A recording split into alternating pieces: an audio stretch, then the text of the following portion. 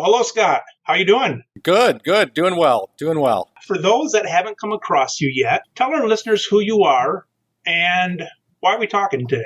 I'm Scott Knoer, and for the last 2.5 months, I'm the CEO of the American Pharmacists Association. Do you feel like you're a newbie still? Yeah, and it's interesting, Mike, that you asked, because I've always been incredibly active in professional organizations, but because before I was here, I was the chief pharmacy officer at Cleveland Clinic, and my whole world has been in the hospital world. I always paid my dues to APhA because I thought that was important as the umbrella organization, but this was not my professional home. You only get so much volunteer time and other organizations where I spent the majority of my time. So I'm learning a lot. I'm learning about APhA, and I've learned a lot in the last 2.5 months, but there's a lot more to learn. When I talked to Michael Hogue the other day, he was talking about a 3-year term of the presidency, basically, maybe the vice presidency, and then the year after. Do you get anything like that, or do you just come in and they say, here you go, Scott? Yeah, well, it's more like, here you go. And I guess, Mike, the good news is the fire hose water still tastes good. But no, so that's so you have employed folks like me. Okay, I'm paid full time. This is my day job. And Michael's a volunteer. And the president's, and that's pretty standard. It's 3-year term. You're president-elect, president, immediate past president, kind of like the military, right? See one, do one, teach one. But me, it's like, here you go. And I did have some overlap. So Tom Menigan, I'm the 13th CEO of APhA. We're going to make that lucky 13. Yeah. But Tom was here for, roughly a decade. I don't know exactly how long. And we had some overlap. We had a month together where, it was going to be warm handoffs where Tom would connect me with all of his contacts he's developed over the years. I'd call them lukewarm handoffs, because they're more like this, everything through Zoom meetings. So I had a month. And, Tom's great. If I have questions, he can call. I can call him, and he's a good guy. But no, it's pretty much here you go, and throw a pandemic on top of it. What does your day look like now? What time do you get up, and how much time are you in front of the computer screen versus talking to people and things like that? Yeah, in front of the computer screen too much. But Mike, I work a lot, and when you start a new job, you expect to, and you got to put your time. I hope in a year. Certainly in 2 years, I'm not working the kind of hours I am now, but I have to. This morning, I got up at 5, and fortunately, we've got a small fitness center at APhA headquarters, and I got a little shower there. So I was up, and probably by 5:30, I was in and worked out till about 5:45. Took a shower till probably 6:15, and Mike, I don't think you've ever been to APhA headquarters. I was there probably 20 years ago for a one-day marketing thing. The original sort of marble building, was designed by the same architect, Pope, that designed the Jefferson Memorial and the National Archives. So it's super cool. And you walk in, there's all marble and statues, and just really speaks to the history of the profession. The new building, which again, they had a building there before.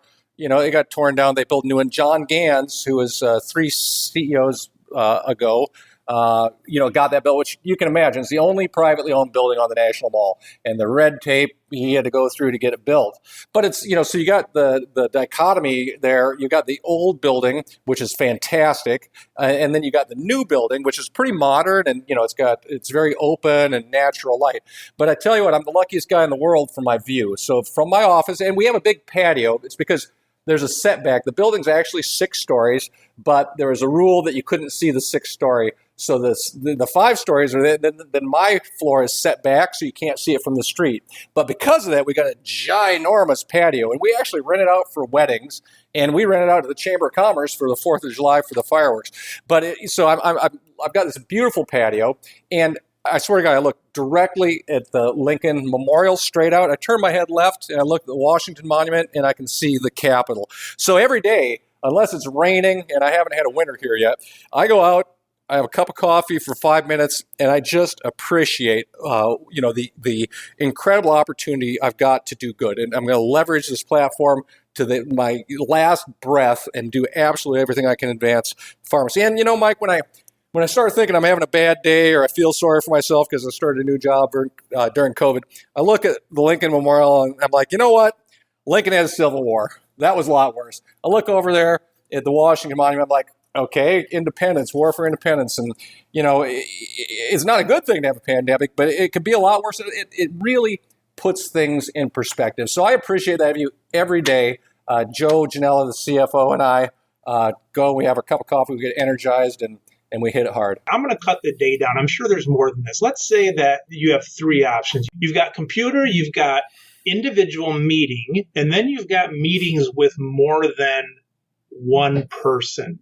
Are there a lot of different parts of the day too, or are those your main three things? Yeah, it's almost all meetings. I mean, almost all I do every half hour of my life is scheduled. I've got, fortunately, a full-time administrative assistant, Kathy, who is a very good babysitter. She keeps me on track. She's the one that scheduled this interview. I could not, and she won't let me touch my calendar. She's like, for God's sake, you will just screw it up. So anyone wants me, I'm like, yeah, okay, I CC Kathy because I will mess it up. But I live my life in half-hour increments, and most of them now are Zoom meetings or Zoom or Skype. With one person or usually more than one? Boy, today I met with, all the folks, I messed the acronym up, but the federal forces, we have Army, Navy. So I met with all the chiefs of those for a half hour. I met today with the entire board of BPS, our board certification group, folks from all over the country. A lot of it's with advocacy groups. We have a coalition of people. I do have one-on-ones. I met with some executives from one of the buying groups. Yesterday, I had a meeting with I was real excited because I thought it was the commissioner for the Federal Trade Commission. Turns out there's 6, but I got one of them, So one of the commissioners, and we talked. It's advocacy is a big part. We talked about the problems with vertical integration because now the insurance companies own the PBMs, own the pharmacies, and now they're starting their own buying groups, and that crushes competitions. Competition singular. Absolutely, a PBM should not be able to own pharmacies. And we talked about all those issues. So I would love nothing more than break up the oligopolies. Buddy Carter is the only pharmacist in Congress, and I had a PAC meeting with him. So I don't know. There's some one-on-ones, a lot of groups. How would you have done all this without Zoom? Would you be bopping around to all these buildings, or would some of them be coming to you? It sounds like you're able to probably put in about an extra 30% of meetings that you couldn't without COVID almost. That there's some truth to that. And obviously there's a balance because I'm a relationship guy, Mike, and you build relationships better when you have in-person meetings, but we can't do that.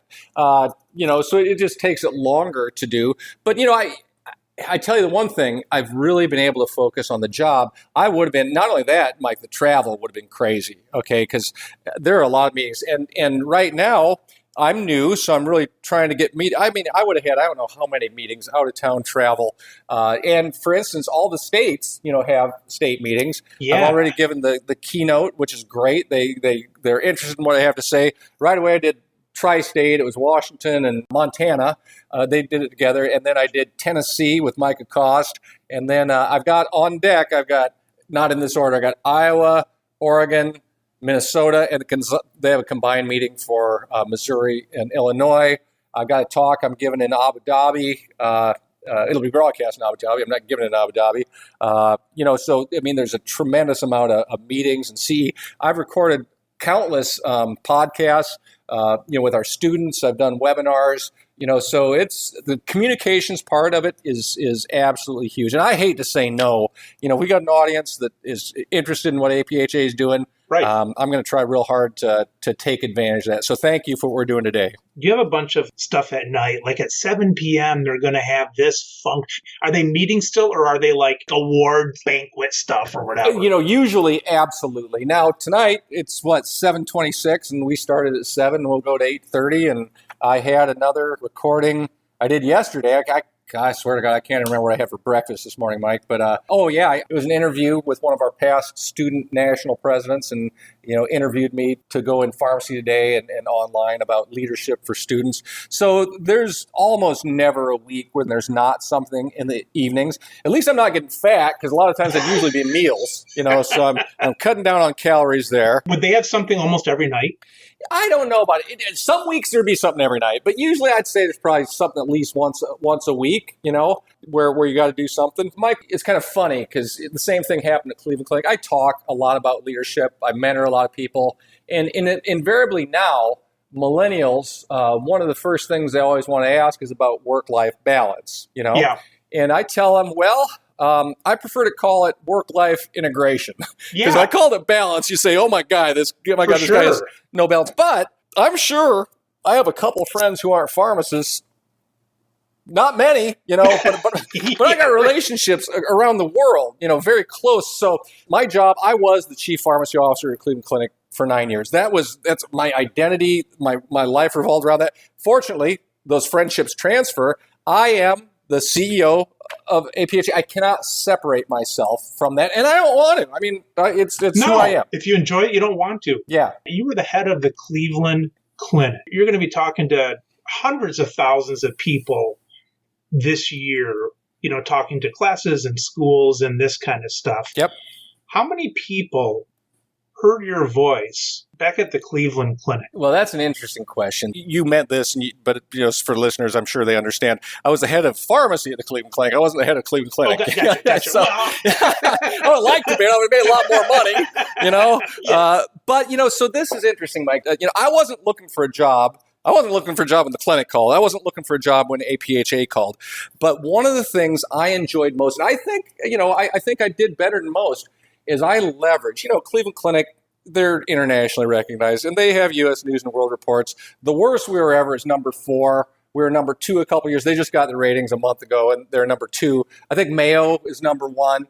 Mayo has kind of been 1, and there's a pretty big gap, and then 2, 3, and 4, and 5, they change. Mass General's in there's Hobby, and they all bounce around. So Toby Cosgrove was the CEO, a man I tremendously admire. He retired about 2 years ago at Cleveland Clinic as a physician leader. And, oh my God, I learned a lot. But he's probably the best known CEO in health systems in the last 20 years.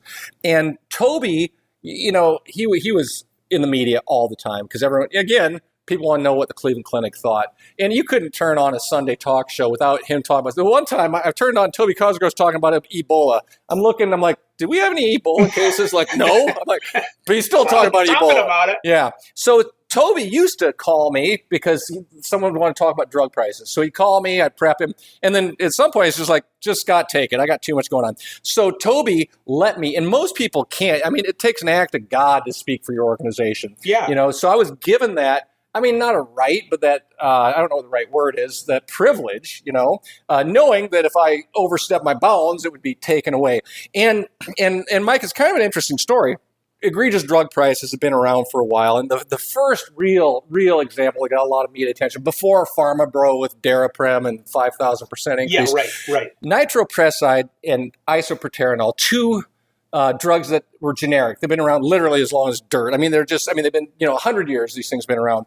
And what happened is when a drug is new, it's brand name and they have a patent, which is good. It gives manufacturers, they know they make money. And then they have the first generic is a 6-month exclusivity. So prices come down a little bit. And then they open it up and everybody starts making it and prices just drop. So generics have been one of the best things to bring drug costs down. But what happens is you got some predatory manufacturers who they're looking around, they're going, you know what?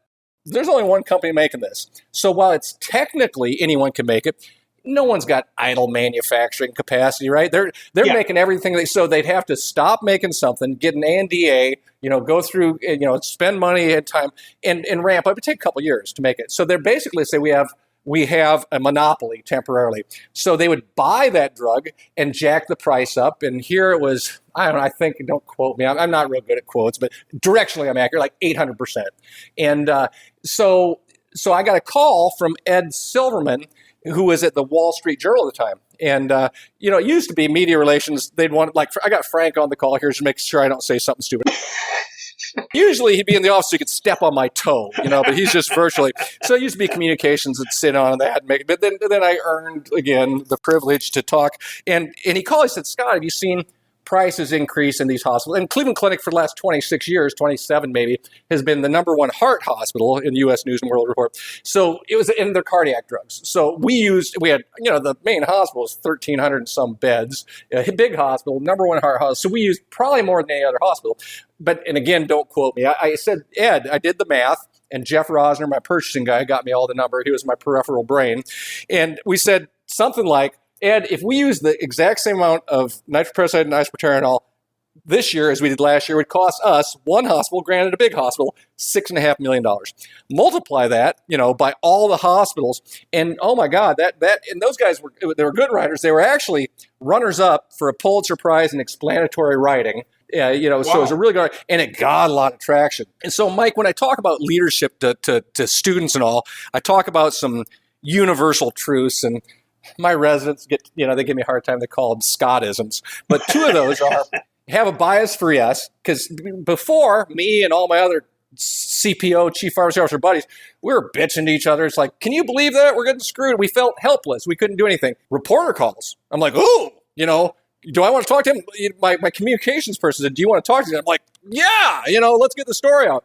And then the second part of the Scottism is have a bias for yes, and then success breeds success.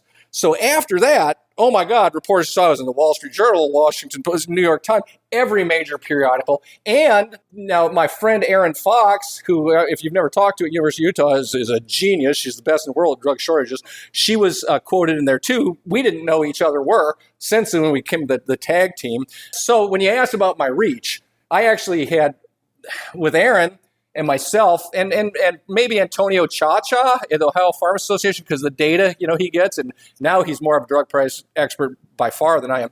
I was one of the primary voices in the media. All over the country because you were in the news then. Yeah, and then, it's interesting because one of my mentors, I don't know if you know who Bill Zellmer is. He was a long-time chief editor for the American Journal of Health System Pharmacy, one of the best pharmacy writers and historians, still a close friend. I remember Bill called me after that and he said, Scott, and this is where it kind of sank, and he said, Scott, this is the first time I can remember, and Bill's been around, he's retired, he's been retired for a while, he's one of those guys that does more in retirement than most people do, and he said, this is the first time I can remember where there's a major issue about medications, and it was a pharmacist instead of a physician that talked about it. So he said, I want to commend you because you brought pharmacy to the forefront on medication, which we're the medication experts, we should be doing it. So back to the question about reach, I had a pretty big reach, and I learned, Mike, and it's still the same. No one cares what Scott Knoer thinks. I'm not full of myself. Everyone cared what the chief pharmacy officer at the Cleveland Clinic thought because it was a nationally recognized organization. Same thing at APhA. No one gives a rat's butt about what Scott, but people want to know what the chief executive officer at the American Pharmacists Association thinks. So I, with my background and my ability to sort of amplify my voice in the media, we're just going to blow it out of the water here, right? I'm going to use this pulpit to the best of my ability for the good of our patients. And that's why I don't turn down a podcast or a student or a media outlet. Getting your voice out, did that get you this job? Oh, yeah. No doubt about it. Again, I was content. I didn't realize, Mike, that I was kind of bored. Yeah, I got about a 10-year shelf life. I was at University of Minnesota Medical Center, and it was a fixer-upper. I was the 5th director in 6 years. We got it going, running like a top, nationally recognized. The clinic called. I'm like, oh, when clinic calls, you answer the phone. And they recruited me. And, when I got there, the pharmacy department was a decent pharmacy department. But when I left, the pharmacy department was as internationally recognized and appreciated universally as the rest of the clinic. And that was my goal. But, I went from having 11 residents to 64. I went from having 300, 285, 1-month APhA rotations with College of Pharmacy to 1,200 APhA rotations with 27 college pharmacists. We were leaders in IV robotics, and and yet we opened a beautiful specialty pharmacy. But and I could have done more. I could open a 5, but it's same stuff, different day. Right. And I get bored, and I didn't even realize I was bored when the clinic called. But here's the thing: another one of my Scottisms when I'm talking to folks is don't forget where your paycheck comes from, right? Because a lot of people, the fun stuff is the professional organizations.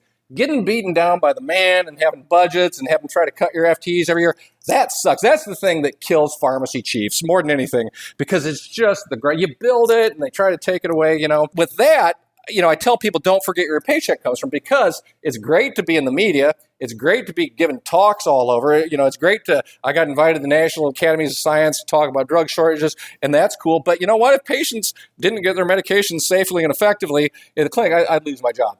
So when the clinic called, I said, don't forget your pay. Well, what if my paycheck came from what I enjoy most in the world, and that's driving the profession forward and advocating and not having anyone sort of pull the leash back, Right. So this is what it came down to, honestly. There's two things. I had to meet the board, and I thought, this is of the APHA now.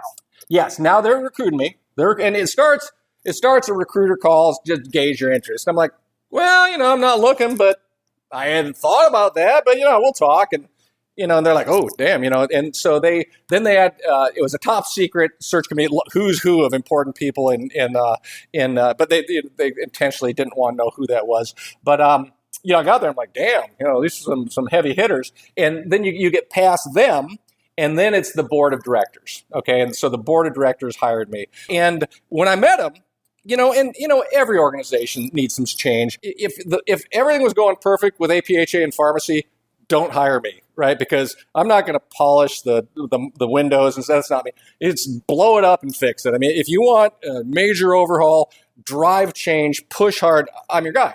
So I wanted to make sure that my skill set was what they wanted. So I met them, and they're like, we want fundamental change. We want what you got. It's kind of funny with some personality test.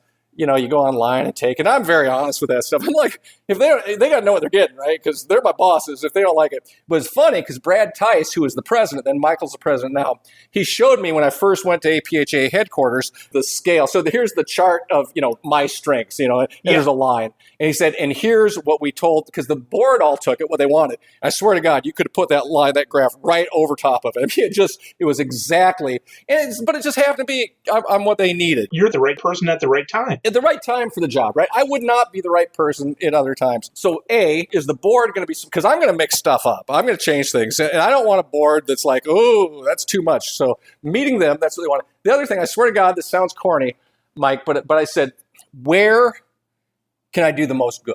Okay, what platform can I impact? And to me, it's about patient care. Okay, I'm a pharmacist.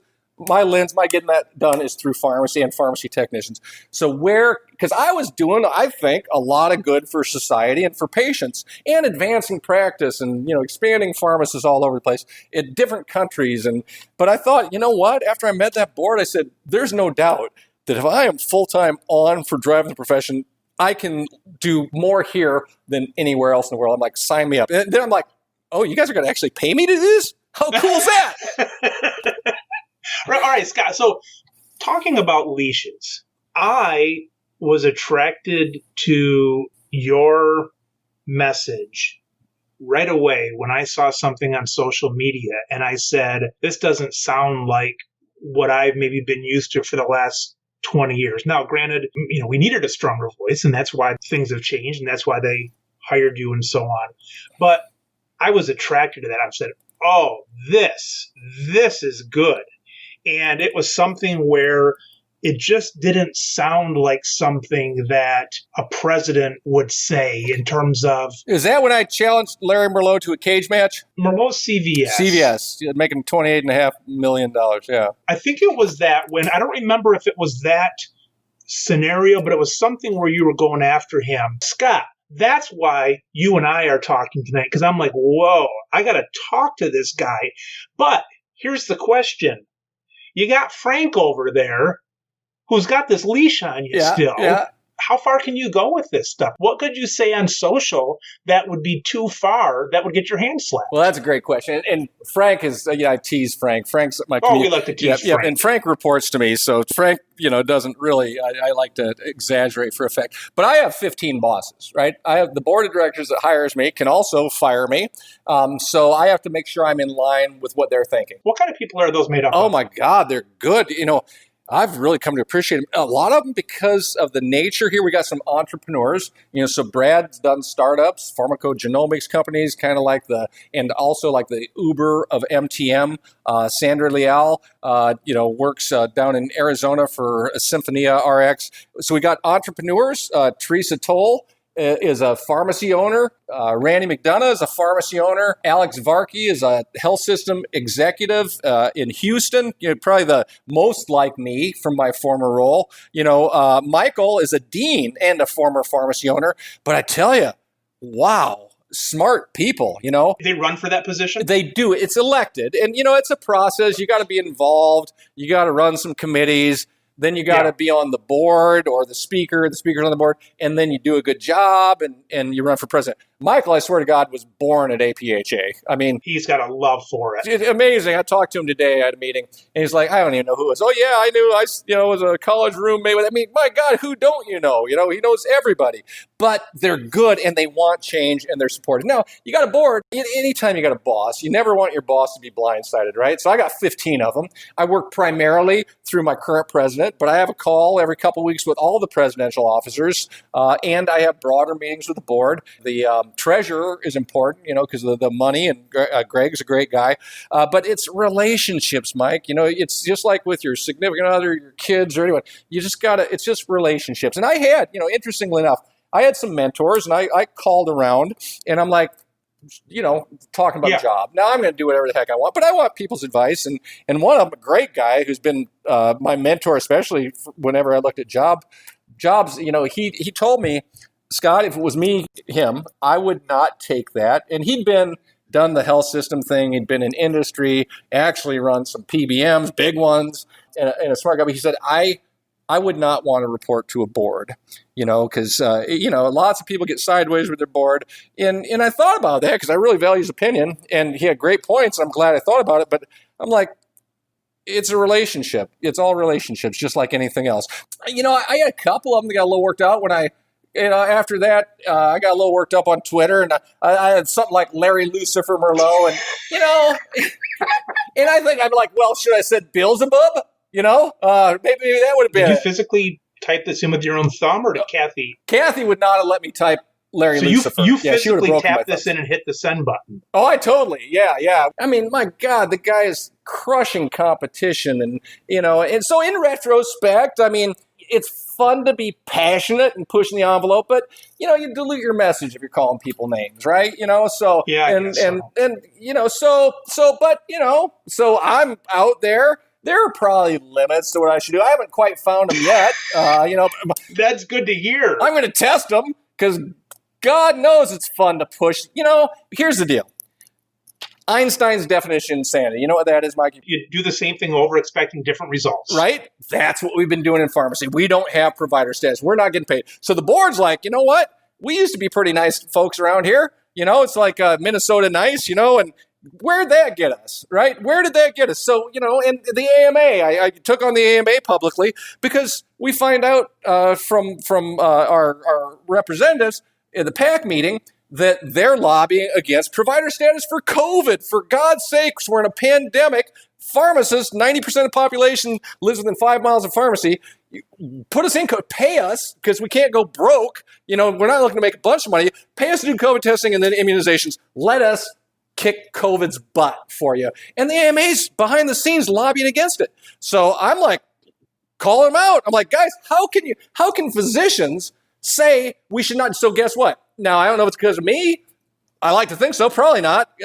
They went neutral. At least they say they do. And our representatives say, yeah, they're lobbyists. You don't need them to support it. You need because they got a lot more lobbying dollars than we do. Having said that, everyone here needs to join APhA so I can out-lobby the AMA. They don't need to support it. They just have to not be against it.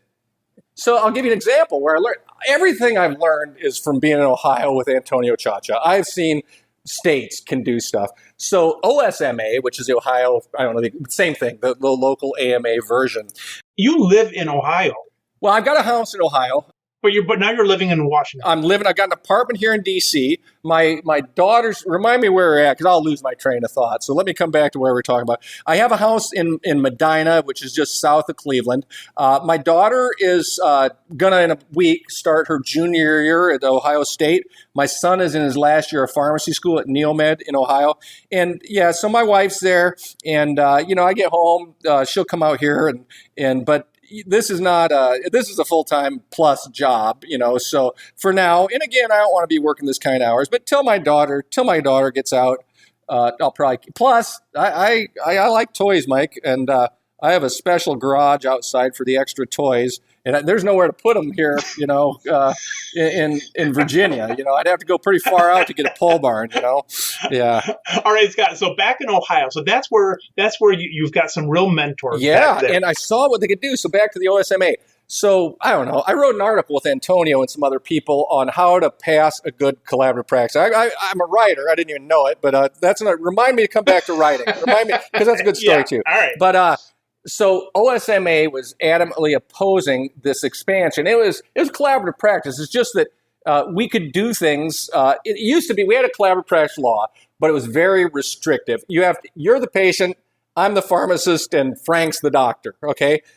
Yeah. For me to do anything for your patients, I forgot who's the doctor, but I had to have the patient. The doctor. You, me, and Frank all had to sign it. That was just for that one patient, right?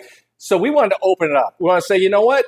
I had 1,500 FTEs, probably 700 were pharmacists. I want all of my pharmacists to be able to work with all the Cleveland Clinic physicians under one Practice Act. So I can see all their patients, and the patient, the doctor doesn't have to sign 800. So they were adamant, because why is that? I mean, so, they're a trade organization. They primarily represent independent physicians, which is a die-in model, right? Because Cleveland Clinic owns how many physicians? My little brother is an internal medicine doc in Ludington, Michigan. He sold his practice because the bureaucracy, it's just the market. It's so difficult, So OSMA was adamant, and AMA has been opposed to expansion of practice.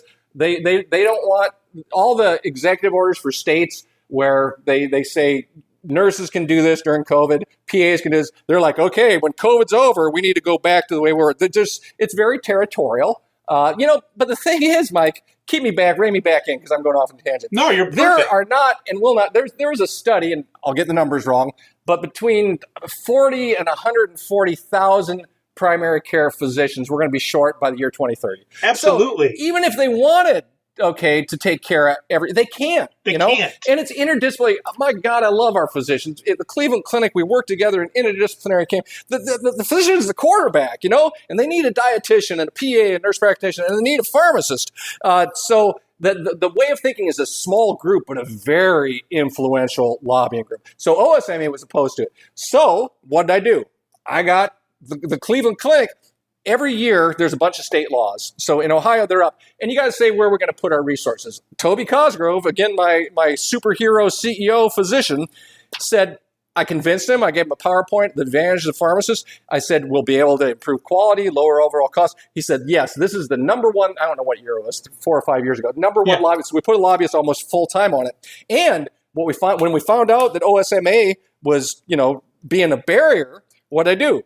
Well, I had a couple of our physicians that work with pharmacists that were OSA members. One of them was their PAC chair, work it from the inside. Okay, we had physicians go to, because before we had a bunch of pharmacists say, pharmacists should do this. It looks self-serving.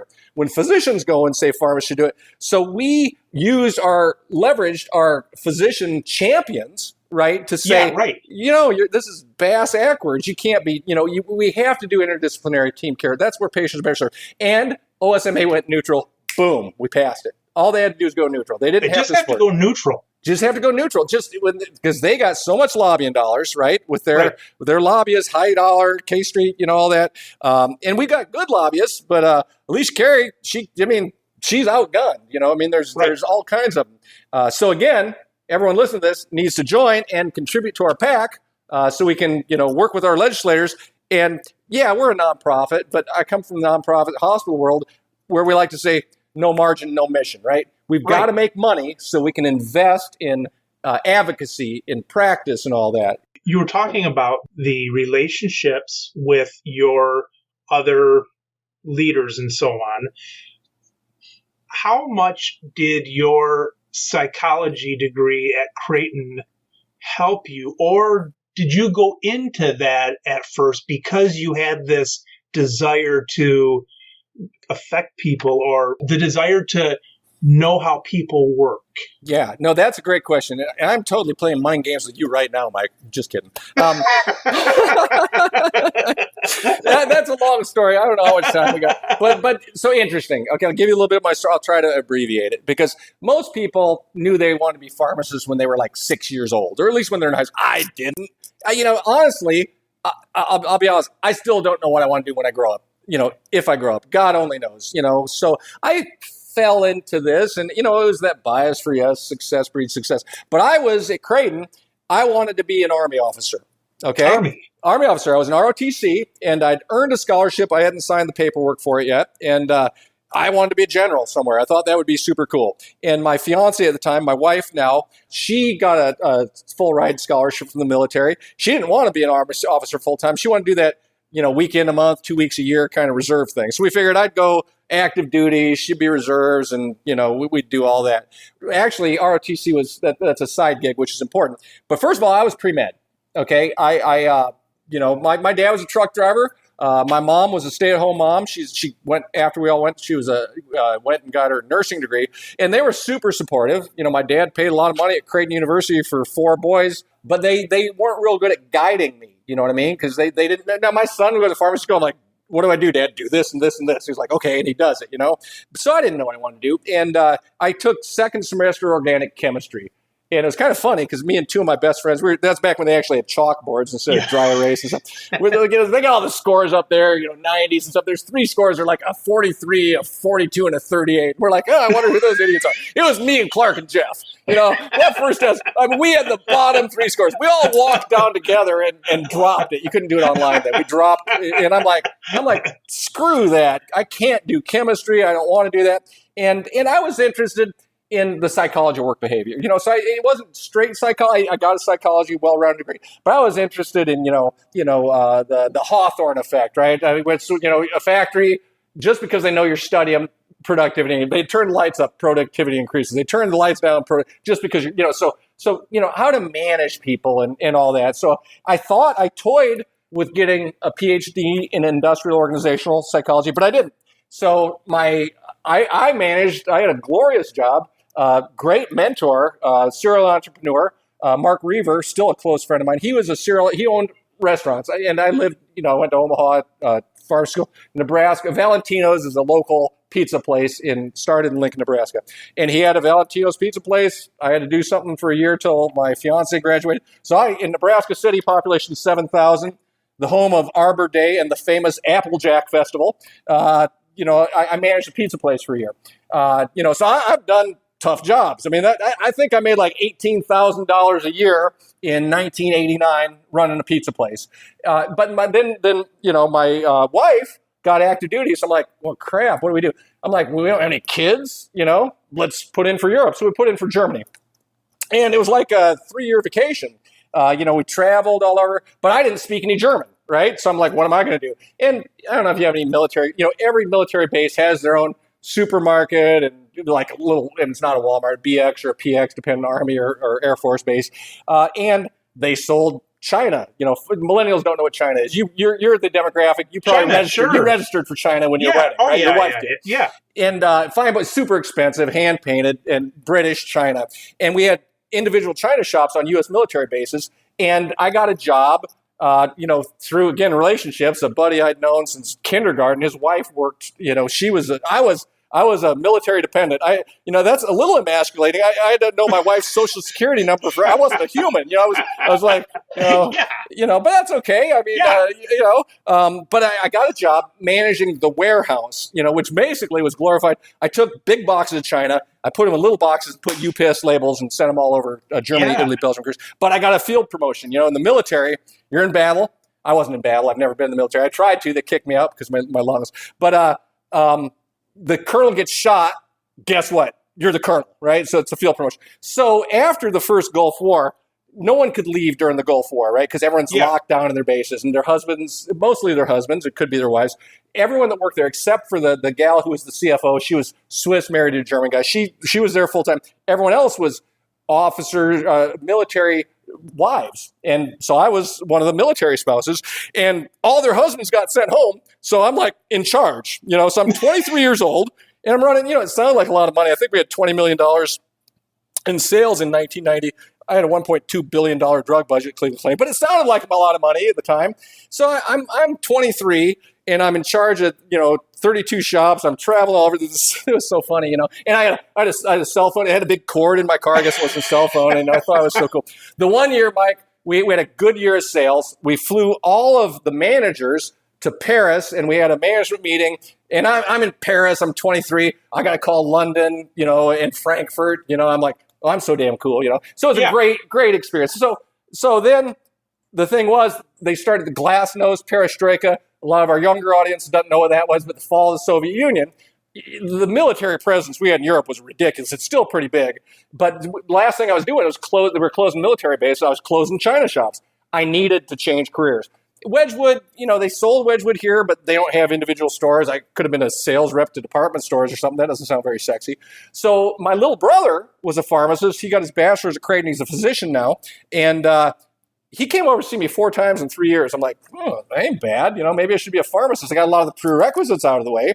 So I applied to pharmacy school from Germany really before the internet. It kind of technically existed. It's hard. Now you just be online and doing everything. Oh, it wasn't easy. No, it wasn't. I'm like trying to get references. I'm like, I would call my brother and he would walk down and talk to someone I had 6 years ago for a class. But anyway, I got accepted contingent on me passing second semester organic chemistry. Dude, it was 6 years since I had first semester. I didn't do very good. I walked in, I had summer class, so it was short. I walked in the first day, I swear to God, and it's like they were speaking Martian. I mean, the guy's riding on the board, I'm like, what am I going to do here? And so I followed him. I mean, he left, I'm like right behind him. I had first semester organic 6 years ago. I don't understand a word you're saying. So he takes his huge textbook, my textbook. He says, you see this textbook? I'm like, yeah. He said, we're covering the second half of this textbook.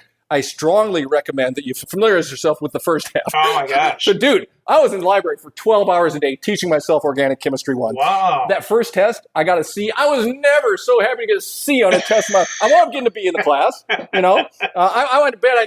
I was doing Organic Chemistry. I wake up, and I'm like, my God, I was, but you can do anything. I was younger before. I didn't have the focus. When you got to do it, or it wasn't even that tough, You never know what's going to happen, Mike, in life. So now my kids, my daughter, she's a great kid. Oh, my God. She's accounting major, but she's changed her major 3 or 4 times. It was physical therapy. That was pharmacy for a while. I got excited, but and people are like, well, what's she going to do? I'm like, I figured as long as you're not, smoking crack and getting arrested, she's going to school. She'll figure it out. And interestingly enough, I got 3 brothers. And we were all the same thing. We were first generation to go to college.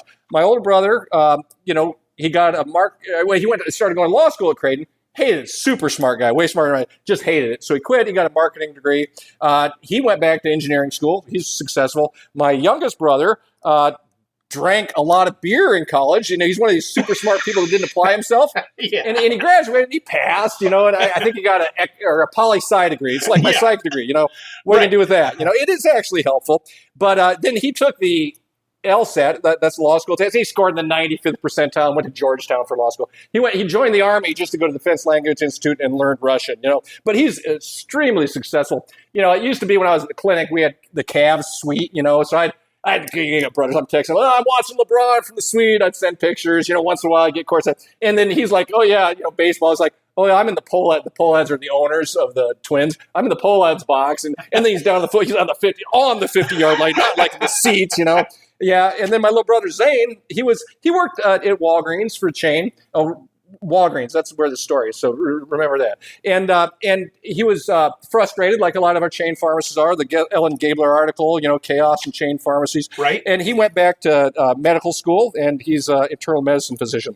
But long story short, I knew I wanted to do leadership. I had an amazing career. I was 23 years old and had a great business opportunity. So I figured I'd go to pharmacy school and I'd manage 100 Walgreens. Because retail management I knew. I combine that with pharmacy. I worked at a chain for a couple weeks and said, I don't like this. So I talked to Jim Dubé, we didn't call him pharmacy. He was the director of pharmacy in Nebraska at the time. I'm like, oh, big academic medical center. Jim, how do you do that? He's the one that told me about 2-year combined residencies and master's degrees. So I did that at Kansas, Texas, Minnesota, Cleveland Clinic. So, for the listeners that don't know what they're doing, or maybe they're not where they want to be, it's okay. Just keep working and keep moving. Keep moving, right? I was a wrestler in high school. I was pretty good. I grew up in Iowa, the wrestling capital of the world. And I could have probably wrestled at some small school. I would have never wrestled at, Iowa or Iowa State. But after my junior year, I had my first pneumothorax. I couldn't wrestle. I hit a wall. I'm like, okay, well, that sucks. I can't do that. I had another pneumothorax when I was going to be an Army officer. Physically disqualified. I can't do that, So I got my psych degree, went to Germany. Just keep moving. It's an obstacle. Don't sweat it. Just keep going and you don't get down on stuff or have a little pity party for yourself. And yeah, you got to keep going. Yep. Scott, you're in Washington, and I say to you, Scott, you've got 1 year to make the biggest impact on pharmacy. Now, you can have any position you want. You can be the president. You can be the head of Health and Human Services. You can be the head of the DEA. You can be the head of the FDA. You can be any senator. You can be any governor you want. You can be the head of APhA. You can do whatever you want. You got 1 year. You got to pick one job. And you also have to do the other things with that job, too. You can't fail. You can't take part of the job and just focus on pharmacy. Which one would you pick? Which would you pick first? And then if you couldn't do that, which would you pick second? Which would you pick third? Go all the way down. I tell you right now, after my meeting with the FTC, I would push them to break up the oligopolies. I think I'd be the head of the FTC. Now, if the administration don't want you to, you probably can't, right? But because the oligopolies we have 3 major PBMs that control 80% of the market. We have the vertical integration of the health plans, owning the PBMs, owning the pharmacies, and now they're owning purchasing groups. I think having competition, breaking up monopolies, getting rid of DIR fees, which are part of that problem, and allowing community pharmacies to be successful. Are the DIRs, would you say that's part of the FTC? Is that kind of a monopoly thing? I believe it is related to the vertical integration because the PBMs own the pharmacies. And so I think, and that could be wrong. I'm just throwing stuff out there just for fun. The president, oh my God, I'd be writing executive orders, right? But now the problem with writing executive orders, just like Obama did, Trump overturned all of them and he's writing his own executive orders. But you could make an impact in the short term pretty quick. I'm going to make you nail these in as we're going here. At least for now. Head of FTC or president? Oh, I'd have to be president. Because you could then you could have influence over the FTC, right? Tell the FTC to do this. Number 1, president. Number 2, FTC. What's number 3? Well, I started looking at Congress and oh my God, if you had one party in control, that'd be fun. You get a lot done. But right now, being Pelosi and fighting with the Senate, I don't know. They can't get anything done. So I don't know if I'd want to be in charge of the House or Senate, quite honestly. If it was one party, like the first 2 years of Trump or the first couple years of Obama, it'd clearly be president then. And then it'd probably be House or Senate. Flip a coin. What do they call that? The majority leader or something? Yeah. Majority leader, the Nancy Pelosi, and what do we even call the head of the Senate? Sorry, I'm in D.C. I got to know all this. But the head of the Senate. President, FTC, Congress, head of that. What's next? Oh, God. I don't think the FDA's got the authority they need to. I think that'd just be a tough job. That would just be hard. That you just got to do stuff for them. And no one's going to be happy. Right, no one's going to be happy. You're damned if you do. You're trying to inspect. You inspect too much. They said you can't, you're not allowing people to make things. Elisa Bernstein, my head of government affairs, she retired. I was 30 years at the FDA and did a great job. But I think that'd be tough. I don't think I'd want to be running the FDA. That's a no-win. Everyone's going to be pissed off at you. Where does the DEA fit into that then? Well, the DEA is just enforcement. They don't write laws. That's not even close to being on the list then. No, because they enforce it, right? You can't, you're selling crack cocaine, they'll arrest you, or you got morphine. But that's just more law enforcement, really. President, FTC, House or Senate, FDA, what's next? Well, if it wasn't for pharmacy, I think it'd be cool as heck to be the Secretary of State, but I wouldn't choose that because I don't know how I could advocate for patients. But that'd just be a fun job. Secretary of State is the one that makes all the different countries. Yeah, so you'd be traveling all over, influencing, but that'd be fun. I wouldn't choose that because that isn't patient focused. But if I wanted a fun government job, That's not for pharmacy. No, it's not for pharmacy. What's next in line after the FDA for pharmacy? Oh, man, I don't know. I've never thought of this before. There's nothing, Mike, I hate more than bureaucracy. I would slit my wrist before I took almost any government job because you want to talk about bureaucracy. And God love those poor people who do it. I mean, but you can't get anything done. I mean, if you're elected, oh my God, you're taking polls every day. You could not make me take a government position. APhA, that's not a government position. No, we're independent. We are a professional association. We have nothing to do with the United States government. We lobby the government, because we try to change laws. So to make the most impact in Washington Dude, I think what I'm doing right now. That's what I'm getting at. What you're doing right now. There's nothing I would rather be doing than what I'm doing right now. What you're doing right now, you can make more impact as Scott for a year than the president could. I believe, if done appropriately, that not as Scott, but as the CEO of APhA. Yeah, because no one cares what Scott thinks. It's the position. It's what you do with it. I honestly, Mike, I swear to God, I wake up every morning, I'm like, am I dreaming? And I look out, I got an apartment here. I can see the Washington Memorial and the Capitol from my bedroom window. And I'm like, wow, I am really here in this role to impact patient care. Listen, you only got 1 year, though, so you can't sit around and drink coffee all day and think about how lucky you are. I don't drink coffee all day. I drink for 5 minutes, and then I get my butt in my chair, just for the record. And then I'm there. It's 8:11 p.m., Mike, and I'm talking to you. Frank, remind us to go back and listen to the early parts. No, I know it was just 5 minutes. Scott, you've only got a year. You've got a year. I know you don't, but you've got a year at CEO of this, and then you're done. You've got 10 and a half months left. Or what have you been for 2.5 months? 2.5, yeah. You got 9.5 months left. This is your only 9.5 months ever for pharmacy.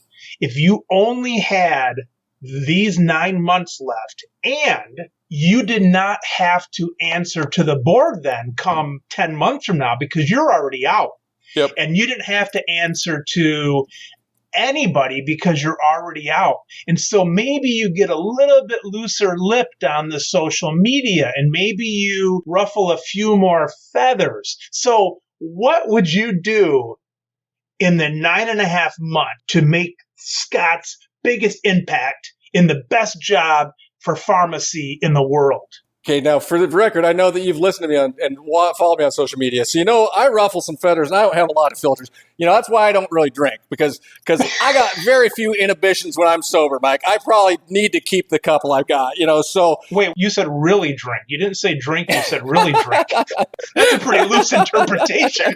But like I said, I have very few filters stone sober, so I probably need to keep this. But I would, it's all about payment reform, okay? I would hammer, what do I want to do long term? I need to get a data analytics center. I need what Antonio's doing so I can show the shenanigans to the FTC and everything. But it would be leveraging the data where pharmacists are doing good stuff, crunching numbers, hammering Congress, but not only Congress, because, oh my God, it's hard. Payers, just show what pharmacists do. Everyone would be paying pharmacists to do what we're trained to do. And that's not count by fives as fast as we can and man a drive-through window. It's managing your mom. You got 9 months. How are you going to do that? I would do it. I would. Okay, we got a little money in the bank, right? We got a little slush fund. Yeah. I mean, if the board, I'd spend it. I wouldn't build a data analytics company because that'd take too long. I'd buy it, and I'd say, run this. And I would work with United Health and I would work with everyone's paying pharmacists. And I would show that you pay a pharmacist, whatever, $120,000, they save $500,000. Quality improves, and I would get every payer in the United States in 9.5 months to pay pharmacists to do what we're trained to do. United Health, are they part of the 3 monopoly? Yeah, they do. Actually, they own PBM and specialty pharmacy, so they're part of the problem there. And they get a lot of bad press. So I think one of the reasons they're paying pharmacists is they want to say, hey, see, we are doing some good stuff, and it's good stuff. So they started in Ohio with 2 pharmacies, and they're good pharmacies, but I mean, they aren't, these super genius young folks they're regular pharmacists, and they're just doing what pharmacists do. They're saying you're on too many drugs, and you this and they pay them to do that. And guess what? Their cost per member per month, which is how insurance companies care, are going down. Are they paying pharmacists more? Yes. Their total costs are going down, which is what we saw at the Cleveland Clinic. With when we have our pharmacists engaged, our costs go down as we hire more pharmacists. All right, Scott, so you've got these 9 months left. And now in the morning, you're writing this stuff about the big three, and you're calling them out and saying you're going to have a rumble in the jungle and all this kind of stuff. And now you're telling me in these 9 months that you're going to sit down with them and talk about what pharmacists do and so on. Those two don't jive together. You got to pick one. How would you sit down with a guy you just told me that you're having all this fun on social media about? Yep, and it's not a rumble and jungle. I would have it's the Thrilla in Manila. For the record. Right. That was Ali. Yeah, I think it's definitely Ali. And they had a couple different ones, right? Yeah, the Rumble and the. I was just a little dude. My dad watched that religiously, so we were little guys back then. We were the same age. All right, how do those two line up? You just said you're going to attack them, and now how are you going to sit down with them? You know what? If I got something in common with my enemy that can help pharmacy and patients, I'm going to work on that. Okay, I'm calling balls and strikes. Okay, if someone's doing something bad, I'm going to call that. We're going to talk about it in the media. If someone's doing good, so Walgreens, right? I had over 100,000 views on LinkedIn when I posted that Walgreens was giving half-hour lunches to pharmacists. That's a pretty low bar, right? I mean, their pharmacists actually get to eat and they can pee rather than not drink any coffee. But okay, CVS isn't doing it. Right. So I'm like, thank you, Walgreens. You're I have a lot of pharmacists in chain pharmacies. I don't like what Larry Merlot does. Now, he's my God, record profits. He's a business genius. Like I said, unfortunately, he's an evil genius. But if he's going to pay pharmacists to manage your mom's diabetes, then I love him. If he would change his behavior and do things that are good for patients, I don't care about the past, right? I'm looking forward. I don't care what happened. And that's another thing here. I'm coming in with a clean slate. I don't care. Someone at APhA, they know. No one says, well, Scott, that's the way we've always done it. Oh, there's the door, buddy. We don't talk like that, right? Right. Where are we going? And people are like, well, we got all. I have no baggage. I don't care. If we're doing things that help patients, I'm going to support that. I'm going to call balls and strikes. And you could even have things where you're not only not looking at the past, but you could have somebody who the count is a ball and a strike. In other words, you like something they're doing, you hate something they're doing, but let's move forward on what we like doing. Exactly. What helps patients, Mike? It's not about me. And the other thing, Mike, I used to hold grudges. I did. I was uptight. And what I found out? I was grumpy. Let the crap go. If you can't control it's over, how do we move forward? I don't care about yesterday. And I have no time to worry about the past. I only look forward. In the 9 months, you'd sit down with these guys. Now, you call up and you say, hey, is Larry there? This is Scott. Can we sit down? Is this going to happen in this theoretical 9 months? What I'm going to do, and it's probably United Health more, I'm going to get the data. I'm going to crunch the data. And I'm going to say, we're going to put it in the media. We're going to say, look at all the money you're saving. They're doing it already. Antonio is doing this. I'm going to spread the good work. That's what I can do. I can empower people. I can expand. I can explode and help folks. He's getting paid. We're going to get national. I'm going to do this anyway. I'm not going to get done in 9 months. Antonio's feeding me people from Centene, and we're going to say, let's roll this out nationally. And I'm going to tell them what a great job they're doing because they're doing a good job. Not because I'm lying. Not because I'm making it up. Because they're paying pharmacists for the right things. United Healthcare. Yeah. And United does a lot of bad things, right? I mean, they steer to their own specialty pharmacies, but this is good, right? So we're gonna talk about it. So I already posted it, the things they've done. We're gonna blow it up on social media. We're gonna put it in the media when they're really paying pharmacists for the right. Is Antonio with 46 Brooklyn? He's got a couple things. So he's employed by the Ohio Pharmacists Association. He's their lobbyist. He created 46 Brooklyn. 46 Brooklyn is a nonprofit data company they've got. And then he's got, some really smart data analysts. And it's a for-profit company, 3 Axis Advisors, to kind of pay the bills and pay everybody. But they're doing God's work. I'm not a particularly religious man, but the stuff they're doing is the real deal. I've never met more of a pharmacy patriot in my life than Antonio Chacha. He's a superhero. He's my idol. I've heard great things about him. Yep. All right. So you work with United Health, someone that's probably going to listen or probably meet with you. In your theoretical 9 months, you're still going to hammer social media. What else are you going to do in that 9 months? Yeah. I mean, I'm going to be working, the government part of that as well. And I'm going to use that same data, right? And I'm going to, when they're paying pharmacists to participate in Medicaid in Ohio, I'm going to use Antonio and other people's data companies, and I'm going to hammer the hill with it, showing the success. Is this out there, Mike? No one's told the story. And when they get the story, they aren't good storytellers, okay? I am the chief marketing officer as well as the CEO. If nobody knows about it, it didn't happen. We're going to brag about pharmacy successes. We're going to spread the word. That's what I did at the Cleveland Clinic. If the CEO didn't know how great my team was doing, I wouldn't get any more resources. I wouldn't get more FTEs. They know how good my team was. We got more resources. It's the same universal truth. How do they physically get that data? Are you going to be walking around with a sandwich billboard or what? Well, getting the data, what a lot of the data that Antonio's group's gotten is publicly, it's Medicaid data. But the insurers own their data, and they care, right? Everyone, before COVID, you couldn't pick up any trade journal, or electronically, I guess you don't pick up journals. Everyone, what were they talking about? Big data, AI, maybe robotics. That isn't going away. Okay, it got sidelined because we're all trying to work online and COVID. Yeah, right. It's not going away. They're crunching the numbers, right? It's all insurance companies. They're just actuaries, right? They're trying to say, what do we need to do? Where are we going to save money? Where are we going to make money? They want their data. If they can't do it, work with them, mine their data, show them what we know. You know what I'm saying? So the data is there, and they're looking at their data. Why are they going to expand in Ohio? Because they're looking at their data. They're saying, well, crap, we do save money when we pay pharmacists. So it's kind of like someone coming up to me and saying, hey, Mike, you didn't really ask for this, but I'm going to show you exactly how you can gain 10 pounds of muscle, lose 20 pounds of fat. And I'm like, oh, well, show me. Yeah. You're not going against them. No, I'm not If we fighting. do this correctly, everybody's winning, including the three evil. They make money. And I don't care. I want people. I'm actually a capitalist, okay? It's the unbridled oligopoly, monopoly. When capitalism goes bad is when there's no competition. And what they've done is they crush competition.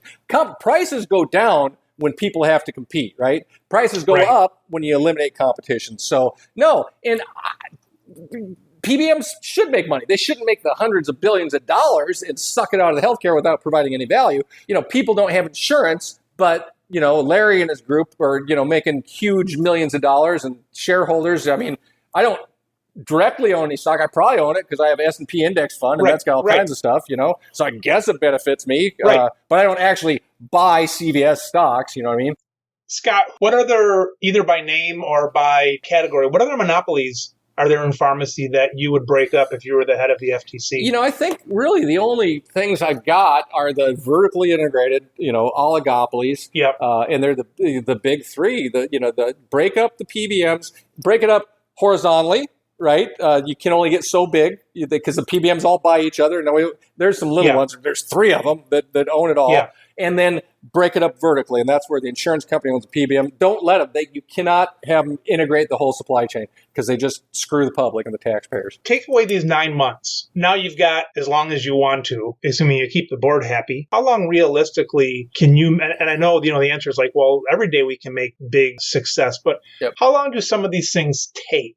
Do you think this takes a while to kind of butter up people? And from my experience starting new jobs, it takes 3 years to really hit your stride. Okay. Gotcha. When I took over at Minnesota, again, good people there, lots of turnover, all kinds of problems. Took 3 years to get your team up to speed, to hire people, to get people in the right seats. And then you go to Cleveland Clinic, took 3 years. And again, getting the right people on the bus. Yeah, right. 3 years, we're going crazy. I'm driving like crazy. My team, I feel sorry. Poor Frank and the rest of them, they're like, oh my God.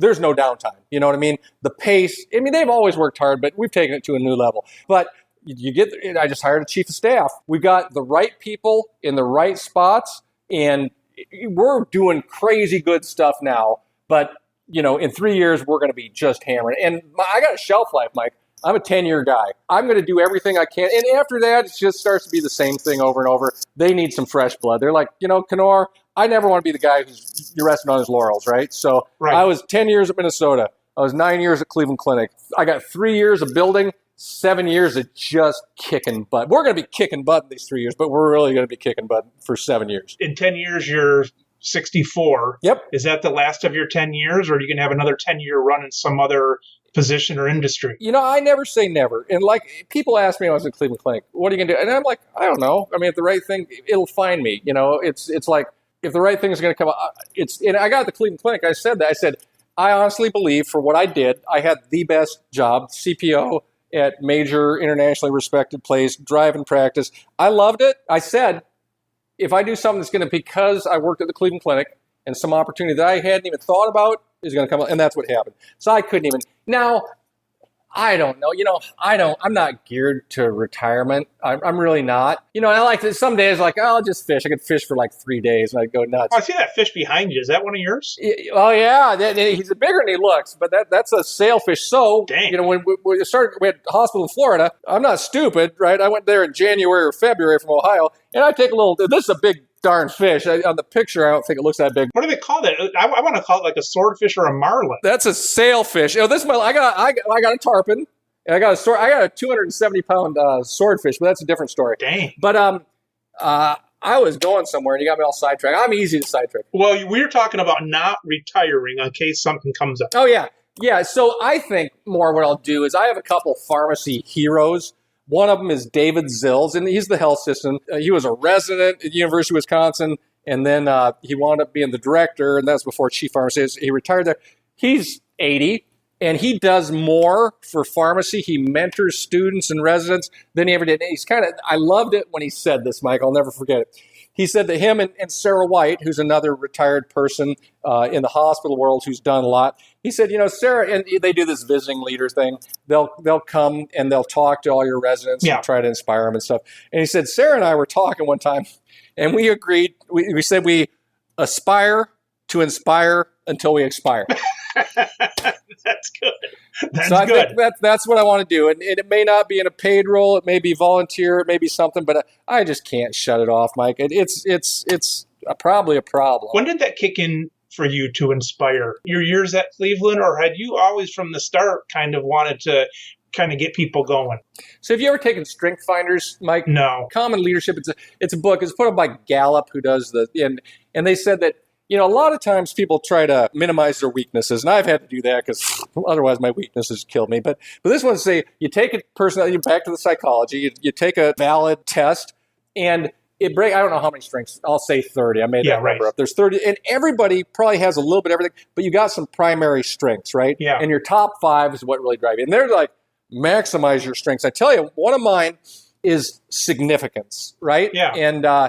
And when I first read that, the definition sounds kind of icky, like, oh, I want to be whatever. But dude, I want to be part of something bigger. I want to make an impact on the world. I am driven to make the world a better place. And I'm just wired that way. I mean, so that, and the rest of them were all very chief pharmacy officer stuff, strategic and vision and relator. I'm a relationship guy, Yeah. Life is about relationships.